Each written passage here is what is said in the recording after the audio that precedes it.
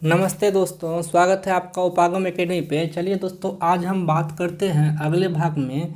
दोस्तों, पिछले भाग में हमने आपको सतपुरा तक पढ़ा दिया था। दोस्तों, आज हम छठे भाग में चलेंगे, जहां आएंगे पूर्वी पठार। ये और ये पहला उसमें आता है दोस्तों छोटा नागपुर का पठार। छोटा नागपुर का पठार। दूसरा आता है छत्तीसगढ़ का पठार। और तीसरा आता है दंड कारनई का पठार।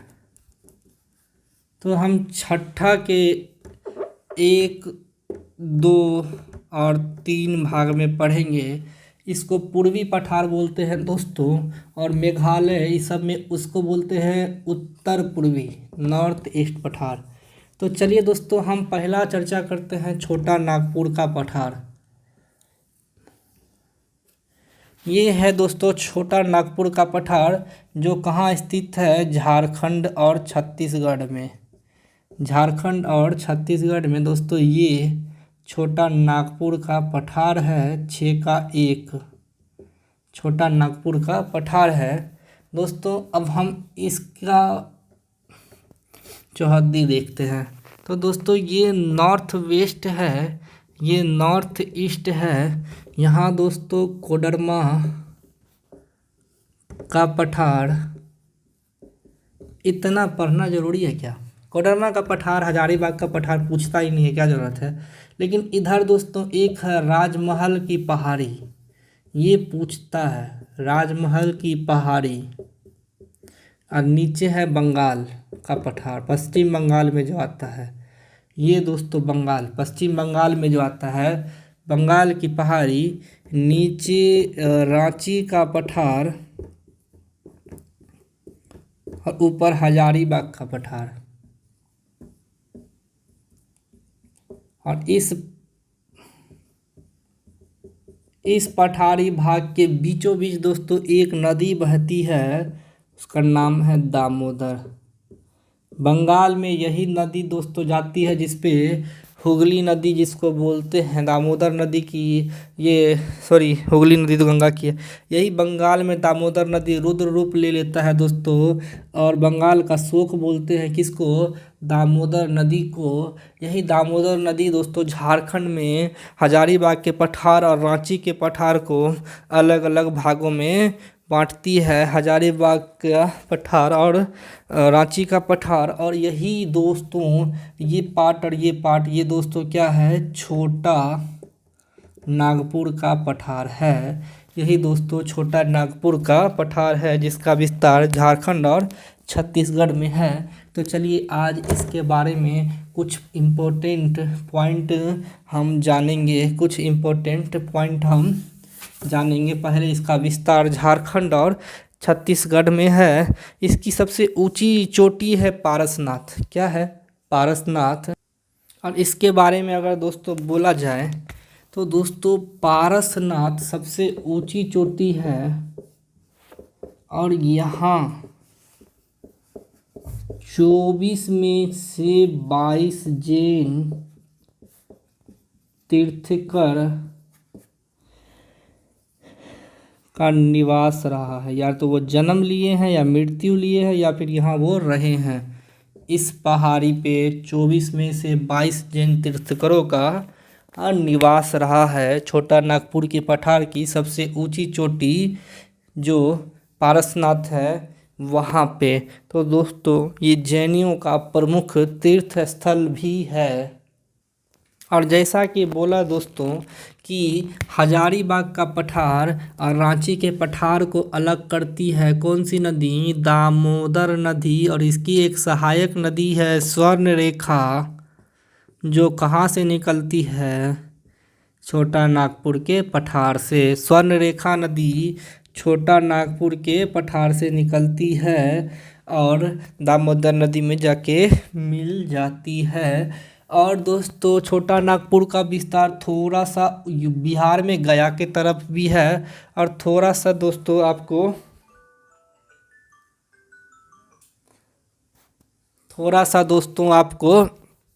उड़ीसा और छत्तीसगढ़ में, उड़ीसा में तो है ही, उड़ीसा में भी है, छत्तीसगढ़ में तो है ही। दामोदर नदी, और दामोदर के बारे में एक चीज़ इम्पोर्टेंट लिख लेना दोस्तों, पूछा जाता है, भारत का रूढ़, रूढ़ बोलो, गरुड़ बोलो या कुछ और बोलो, भारत का रूढ़ दोस्तों छोटा नागपुर को कहा जाता है। क्यों? क्योंकि छोटा नागपुर का पठार खनिज संपदा से भरा है। क्यों कहा जाता है? क्योंकि यहाँ खनिज बहुत मात्रा में है, कोयला, टीन और यूरेनियम के जो अयस्क हैं, यूरेनियम के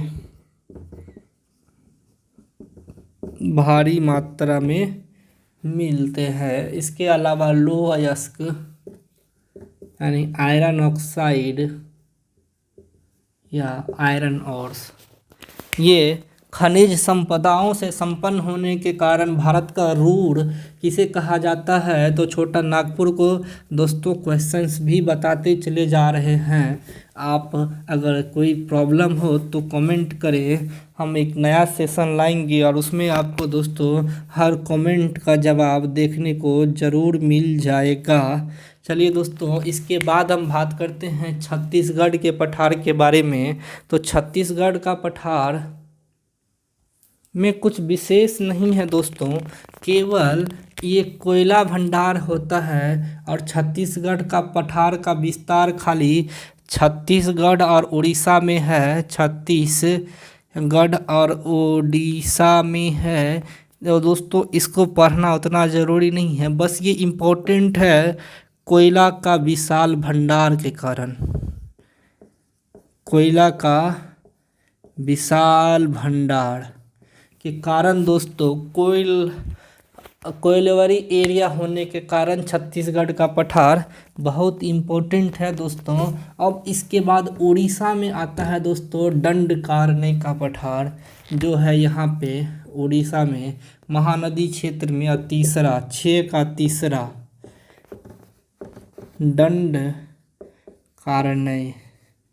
दंडकारण्य का पठार दोस्तों, ये आपको कहाँ आता है? उड़ीसा में आता है। आप देखिए दोस्तों, उड़ीसा वाले मैप को आप निकालिए, मैप रखिए सामने में, आपको दोस्तों समझ में आए। तो दोस्तों ये 3 जो पूर्वी पठार है, पूर्वी पठार 6 में जो पढ़ा रहे हैं, ये तीनों छत्तीसगढ़ का पठार, छोटा नागपुर का पठार और दंडकारण्य का पठार खनिज संपदा से भरा है दोस्तों। छत्तीसगढ़ में एक जिला है बस्तर, जहाँ टीन मिलता है, जिला वाइज अगर बोला जाए तो सर्वाधिक, और ये छत्तीसगढ़ आता है दोस्तों, ये छत्तीसगढ़ का इलाका है। और यहाँ पे एक जिला है बस्तर इस जगह पे, और वहाँ टीन सर्वाधिक मात्रा में मिलता है दोस्तों। और हमने बोला अमरकंटक के दक्षिण से एक नदी बहती है, उसका नाम है महानदी, और इस नदी और दंडकारण्य से एक नदी निकलती है दोस्तों, उस नदी का नाम है इंद्रावती। उस नदी का नाम है दोस्तों, उस नदी का नाम है दोस्तों इंद्रावती।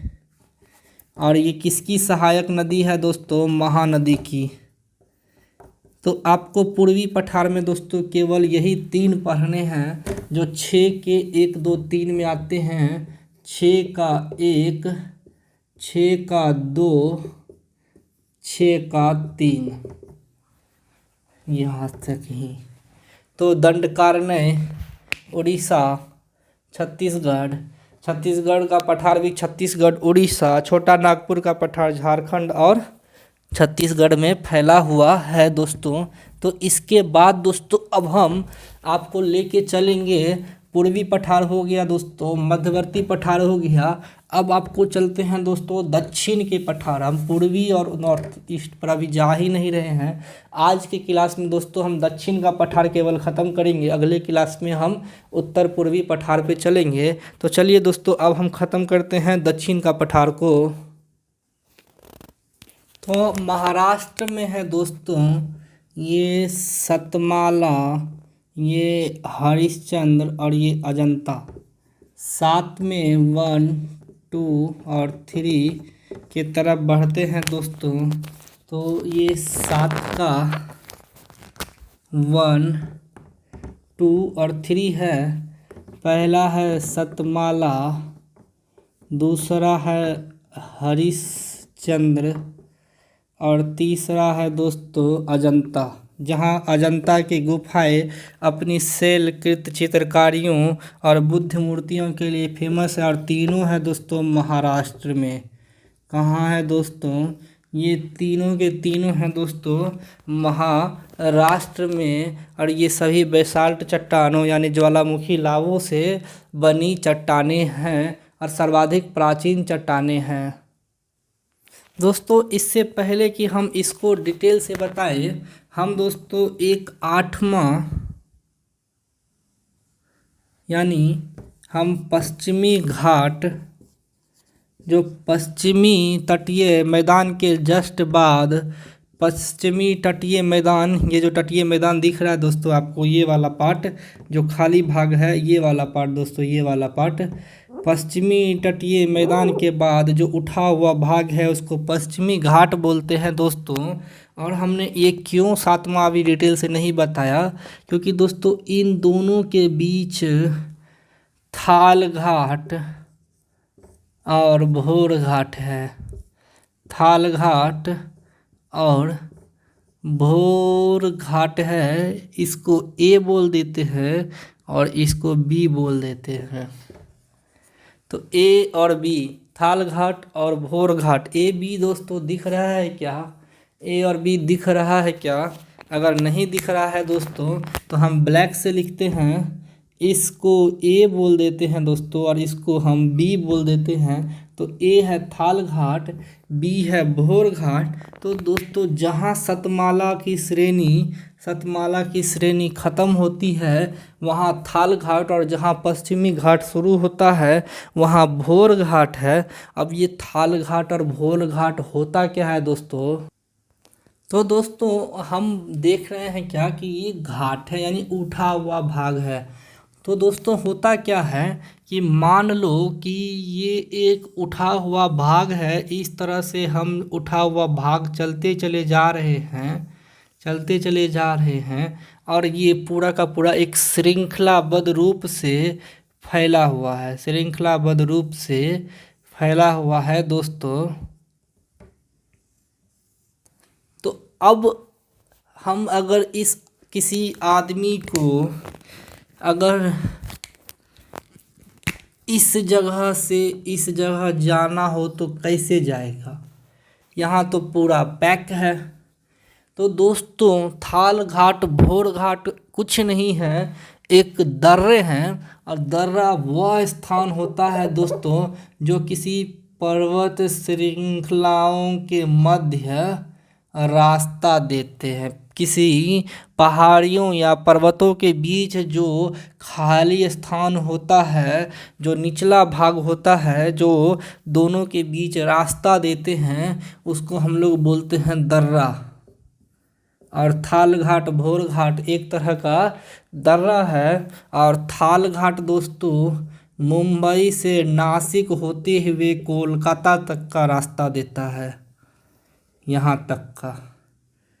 तो ये जो है मुंबई से नासिक से होते हुए कोलकाता, और भोर घाट मुंबई से पुणे होते हुए चेन्नई, यानी यहाँ से दोस्तों यहाँ तक का रास्ता देता है। यहाँ कोलकाता है, यहाँ चेन्नई है, यहाँ पुणे है, यहाँ मुंबई है, यहाँ नासिक है। तो थाल घाट और भोर घाट एक तरह के दर्रे हैं दोस्तों। थाल घाट और भोर घाट एक तरह के दर्रे हैं। दर्रा उन स्थानों को बोलते हैं जो किन्हीं दो पर्वतों के बीच का क्षेत्र हो, जो किन्हीं दो पर्वत या पहाड़ियों के बीच का क्षेत्र जो रास्ता प्रदान करता हो, उसे दर्रा बोलते हैं। थाल घाट और भोर घाट दो दर्रे हैं जो पश्चिमी घाट और सह्याद्री सतमाला की श्रेणियों से अलग हैं। तो अभी हम आपको फ़िलहाल डिटेल से बताते हैं ये सतमाला की श्रेणी है। ये हरिश्चंद्र और ये अजंता 1 2 3 7 का 1 7 का 2 7 का 3 मिला लीजिए।